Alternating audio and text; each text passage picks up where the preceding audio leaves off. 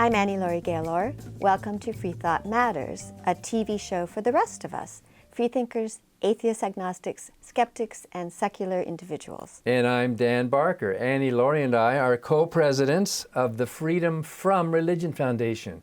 We're a national educational association of freethinkers, that's atheists and agnostics, working to defend the revered wall of separation between government and religion. Join us today, become a member at ffrf.org, or ask for a sample of our newspaper, Free Thought Today. Our guest today is psychologist and author Valerie Tarico, a former evangelical who was raised in a staunch fundamentalist family and attended Wheaton College. She has a Ph.D. in counseling psychology and writes about issues spanning Christian fundamentalism, the role of women in society, reproductive rights and health, contraception technologies, and their intersection. Tarico's book includes Trusting Doubt, a former evangelical looks at old beliefs in a new light. Valerie Tarico is joining us long distance by satellite from Seattle. So Valerie, welcome to Free Thought Matters. Thank you for having me on the show. It's an honor. So Valerie, you are a former evangelical and are now highly critical of religion. Can you tell us more about your upbringing and religious education? I was raised in an evangelical family in Phoenix, Arizona.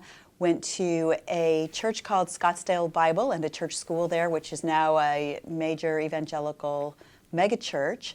And then by my own choice went to Wheaton College of Billy Graham fame, where the graduate school is named in his honor and kind of houses a museum of the American evangelical movement and revival movements.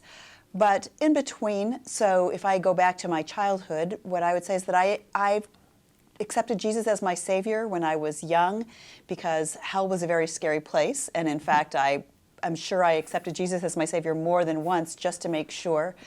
I attended church, every Sunday with my family, Wednesday night Bible studies, Sunday night worship services as well. And then as an adolescent, I was a counselor at Child Evangelism Camp, Camp Good News in northern Arizona, before going on to, by my own choice, Wheaton College. So Wheaton College, that's Billy Graham's college, and in your book you said that going to Wheaton was a little bit of a liberal move from your much more conservative upbringing. But something happened between then and now. You were, like me, you were raised evangelical and you believed all that.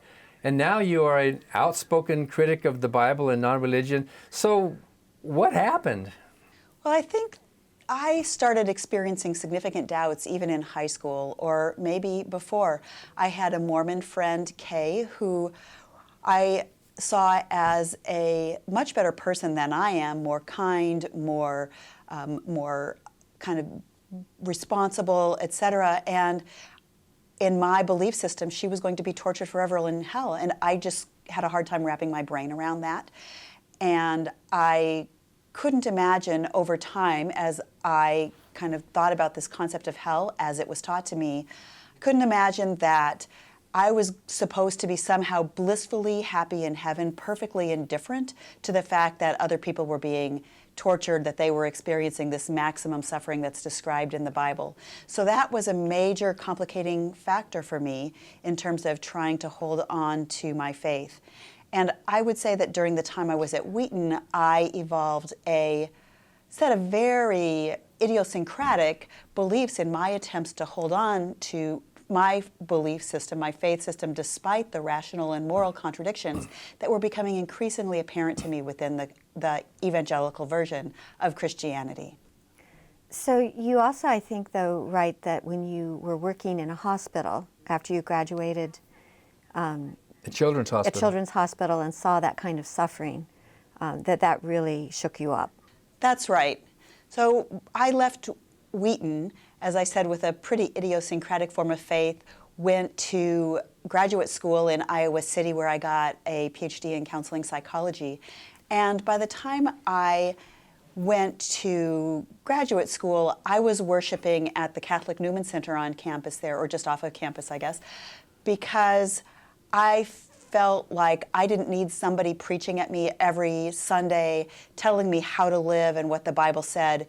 If I wasn't living how I was supposed to, it was not for lack of knowing. I'd had probably thousands of hours of Bible instruction at that point and sitting through sermons, and I didn't need somebody else telling me what the Bible said or what I was supposed to be doing in terms of how to live my life. But I still found the experience of Christian worship meaningful, and in that sense, kind of my own relationship with God. But that kind of worked while I was in graduate school. But then I came to Seattle, where I was doing an internship, and part of my internship required me to provide services to what's called the consult liaison services at Children's Hospital in Seattle, where what you had was mental health professionals who were working with the families and of children who were suffering and had physical illness, some of whom were dying of cancer, for example. And I remember a very explicit experience in that context of working with one child, I think he was maybe 2 years old, who had a spinal cord tumor and was suffering, might not live despite all of the treatments that the hospital wanted to provide for him, and his family just wanted to take him home, I think, and love him and let him go. No matter what happened, he was going to be paralyzed from the waist down. He probably was going to die.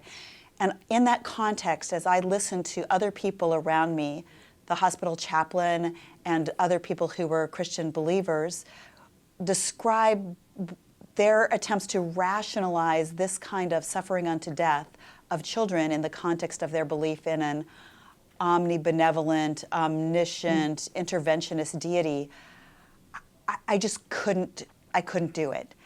You know, I listened to their rationalizations and I thought they're trying to justify this to themselves, but there's no justice in it. And no matter what they say, what's really going on here is not some real attempt to kind of explain it in a way that is fair and just. Instead, it is just an exercise in self-soothing. And I think at that point, I got angry at the God in my head. I look back, and I've said before that I was holding God together at that point with duct tape and baling wire. And I said to God, I'm not making excuses for you anymore. And it turned out at that point, when I stopped making excuses, God disappeared. That all that was left was the duct tape and baling wire. So after that experience, I really didn't think about Christianity a whole lot more. You know, in my naive view, I am the center of the world, and everybody else's experience is kind of, seen through that filter. So I figured, since I, quote, outgrew Christianity, that other people did too, and that was part of just the natural experience of kind of moving into adulthood in my generation. And I didn't really think about it a whole lot more until George Bush started, and the moral majority started bringing evangelicalism into our public life in a very different way, and using it to create policy and to justify policies that affect all of us. And at that point, I said to myself, well, if we're going to have a public conversation about Christianity, there's some things I've been thinking for a long time that I'd like to say. So you have written a blog, you've written many articles, criticizing the Bible, criticizing the religion, showing, as you say, the disconnect between what the religion and the Bible teach and the real world, obviously. And so, in fact, some of your stuff has been so hard-hitting that it has been censored. I think you had an article about why is the Bible so badly written. It was censored by Salon.com. Do you view yourself as kind of an anti-evangelist now, or sort of want to correct the errors of the past? You know, there's so many different terms that we secular folk use to describe ourselves, and I think they fit often for me in different ways. If somebody said, "Are you an atheist?" I would say, yes, because I lack any kind of humanoid God concept. Are you an agnostic? Yes, because I think there are things that are inherently unknowable, and that we can kind of take conversation into a realm where all any of us can do is make our own best guesses. Are you an anti theist? Yes, in the sense that I actually believe that our monotheistic religions do tremendous harm in the world, have in the past and continue to do so, and that it's a worthy endeavor to take an activist stance in opposition to the role of those religions in our society. I often have called myself a spiritual non-theist, not necessarily because it fits any better than those other terms, but because what it does is it forces a conversation. So if I say spiritual non-theist, then people say, what does that mean? And I get to say, I lack any kind of humanoid God concept, but I believe that issues of meaning and morality are at the very heart of what it means to be a human being. So when we come back, we're talking with Valerie Tarico. We'd like to ask you, Valerie, about the harm of religion to women and also raising good kids without God.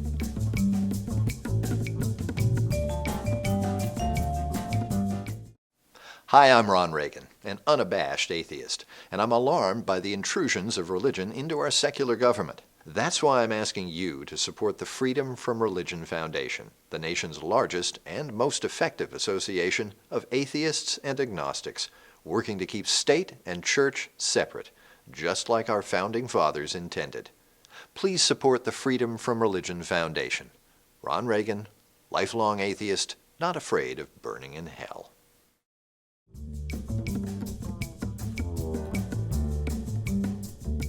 Welcome back to Free Thought Matters. I'm Dan Barker with Annie Laurie Gaylor, and we're continuing our conversation with the psychologist and author Valerie Tarico. So, Valerie, you've also criticized the Bible in terms of its harm to human beings, but especially its harm to women. What do you say about that? You know, the Bible is full of horrible verses in terms of how it describes women. And so if you go online, there are all kinds of horrible quotes from the Christian patriarchs and fathers about women, and they got that from their biblical worldview.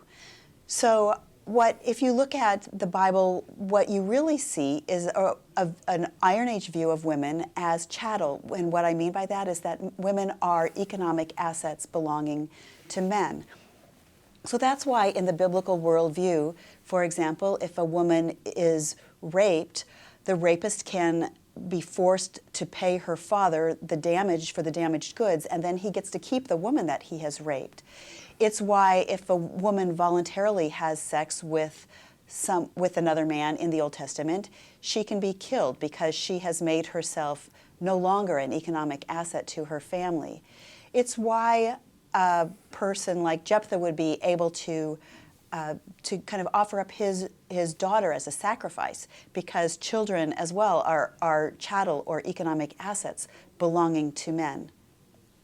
And so to move that to the current situation today in the United States, where we have a real war against women's reproductive rights, against civil liberties and rights for LGBTQ, do you want to comment a little bit more about how that basis is so often in the Bible? So what you see is, it sometimes doesn't make sense to people, for example, that the same folks who are opposed to abortion are also opposed to child protection. And if you look at it in this context of the view that women and children are economic assets of men, then it actually makes sense. The most extreme but perhaps simple example I can give is if you think about a farmer who owns a cow, and a cow that's meant for breeding, right? The cow belongs to the farmer. She doesn't have a right to say, I'm not going to reproduce. And at the same time, when her offspring are born, those offspring also belong to the farmer, who gets to decide what to do with them. So those two things go hand in hand, this kind of odd protection of the fetus that we sometimes seem strange in the context of a modern view of women's rights, and the fact that evangelicals often insist on the right to be able to beat their children or to decide to deny them medical care or things like that, that evangelicals in various states have opposed child protective services. The United States is one of the few countries in the world, I think one of two, that hasn't signed the United Nations Declaration on the Rights of the Child. And that is because of this Iron Age view getting carried over, and I think people don't even often realize what the underpinnings or the underlying architecture of that worldview is. the criticism of and denial of rights to queer people, I think, also very much ties into this idea that sex is to create economic assets, that non-procreative sex is a negative thing. If you go back again to the Iron Age, that what you see is opposition to any kind of sex that would have blurred family boundaries and hierarchies, that kind of patriarchal sense of who belongs to which tribe and where, and then what people then perceived as the proper order of things, that they put God's name on as then a kind of divinely mandated proper order of things. So we need a different system in our families and in our society besides religion and the Bible. You've written about the right way to raise children. Can you raise a good, healthy, happy child without a God? Absolutely. I raised two.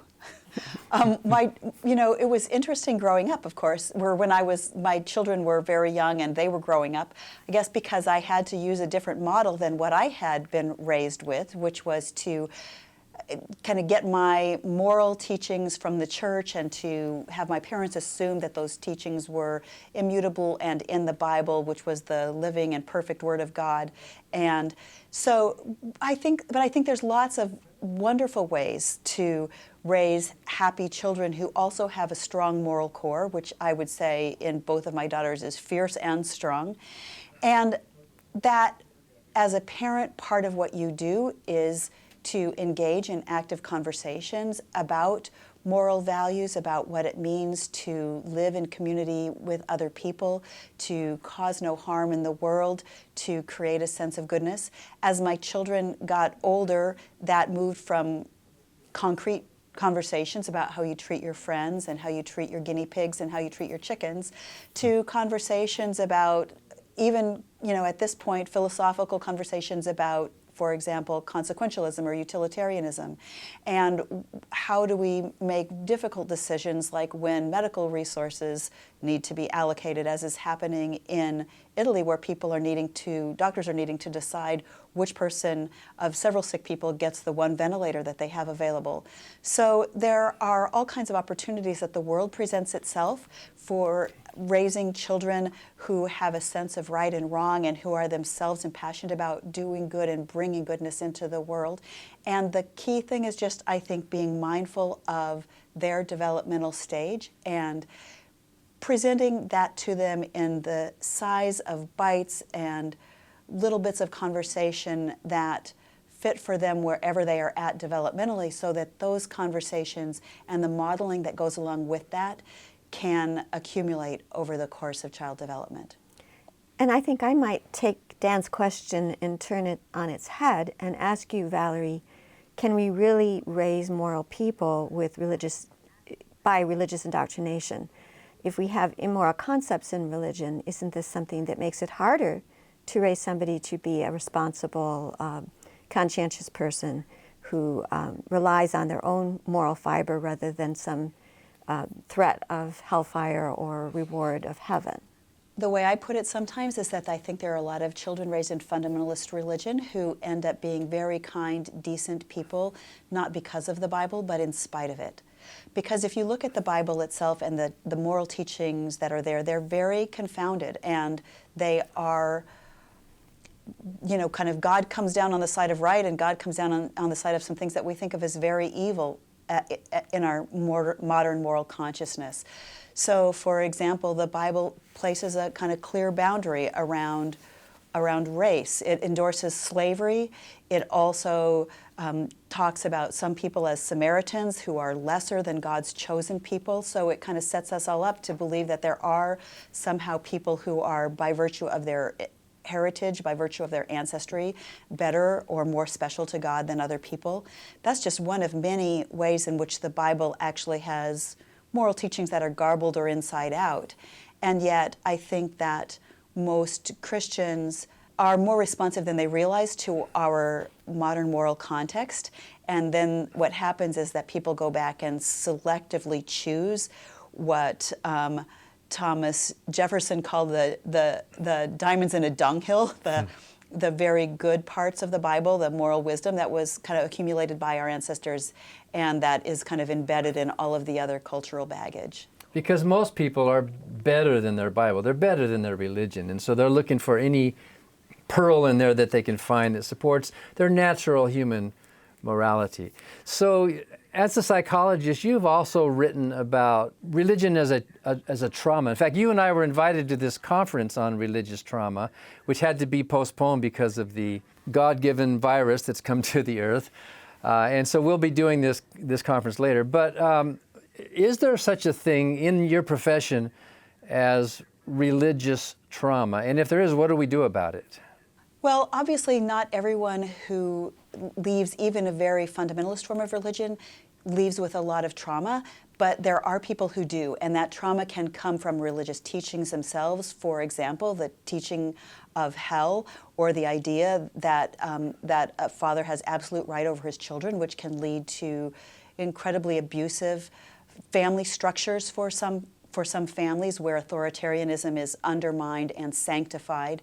And then there are people who experience trauma in leaving their religion, where they literally get rejected or shunned by their families and end up alone in the world, having essentially to start from scratch, sometimes without a whole lot of exposure to the real world, or the wider world, which they have been taught is a scary, amoral, violent place. And so if you go to someplace like xchristian.net, what you see is testimonials of people who have been, some of them deeply traumatized by either religious teachings or religious communities, or the process of leaving religion. And people go to online communities like religion, like xchristian.net, for example, to provide, they look for support from other members of that community as they're in the process of trying to figure out what it means to create a community on the ground in the real world in the absence of religion. So do you think mental health professionals, psychologists, are aware of religious trauma in part of their counseling? Well, I think unfortunately that the whole phenomenon of religious trauma has been poorly studied, or not studied much at all, because there's been so much of an assumption in our society that religion is generally a benefit and is beneficent. And in fact, there are many people for whom I think religion probably does confer some mental health benefits, mostly by way of providing a sense of stable community and meaningful community in which people take care of each other.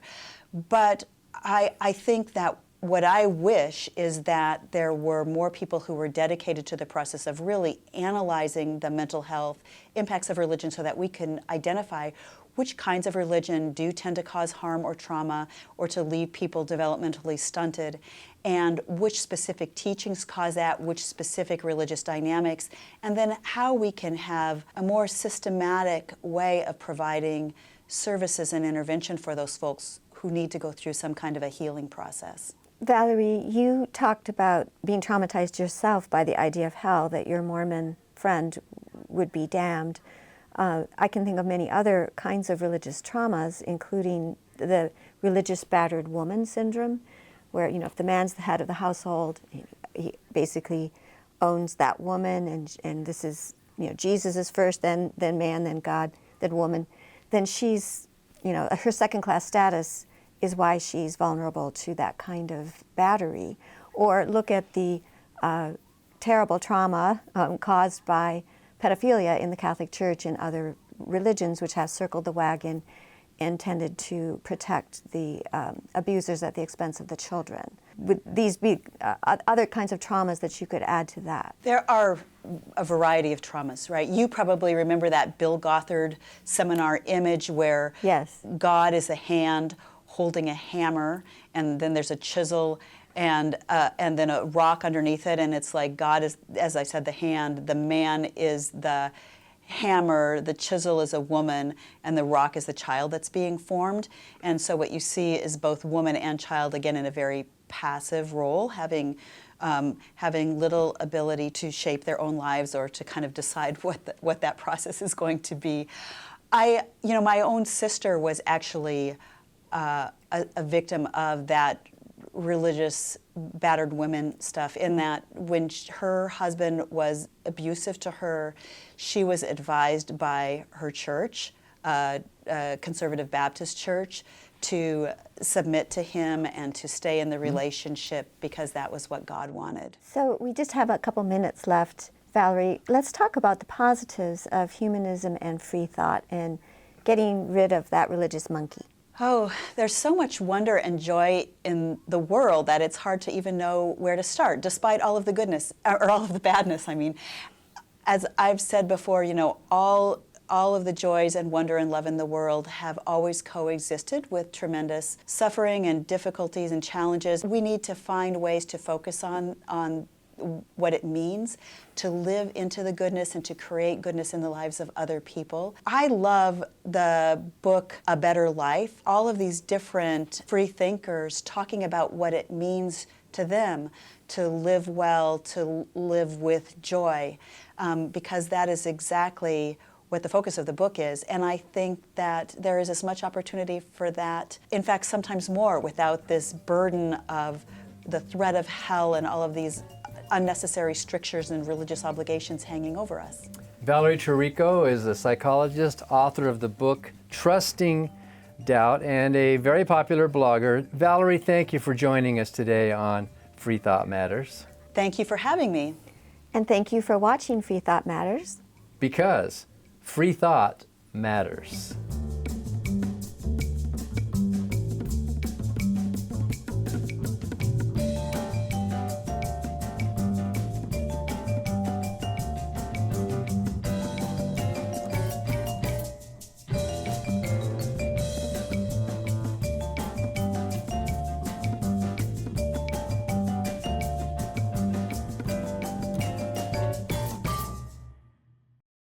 Hi, I'm Steve Pinker.